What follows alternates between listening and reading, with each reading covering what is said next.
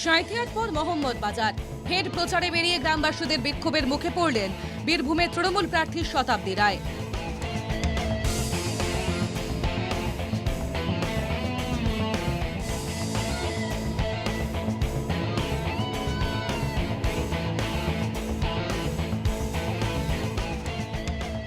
শনিবার মোহাম্মদ বাজারের মকদমনগর গ্রামে প্রচারে গেলে তৃণমূল প্রার্থীকে ঘিরে বিক্ষোভ দেখাতে শুরু করেন মহিলারা। তাদের দাবি, এলাকায় পানীয় জলের সমস্যা, সরকারি প্রকল্পের সুবিধা থেকেও তারা বঞ্চিত।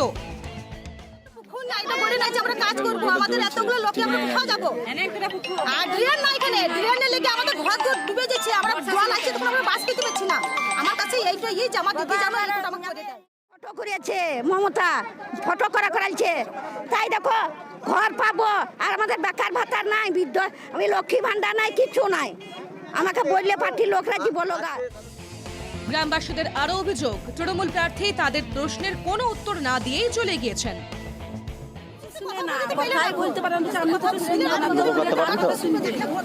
এমন কষ্ট, আমি কাজ করে খাই দিচ্ছেন তো, কত কষ্ট।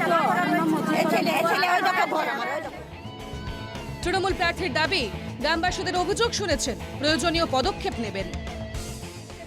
দেখে নেবো আমরা যেগুলো আছে, যেগুলো ওরা চাইছে বা যেখানে যা যা সমস্যা দেখবো। সব জায়গাতে সম্ভব হয়নি কাজ করা, যেগুলো হয়েছে সেগুলো। বিক্ষোভের ঘটনায় তৃণমূলকে কটাক্ষ করেছে বিজেপি। তিনি, আমার যেটুকু ধারণা, তিনি যতটা না নিজে দায়ী, তার চেয়ে 100 গুণ বেশি দায়ী তার দল। নিচে লেভেলে চুরিচাপাটি করে খেয়েছে, পঞ্চায়েত স্তরে বা পৌরসভা স্তরে কাজ করেনি।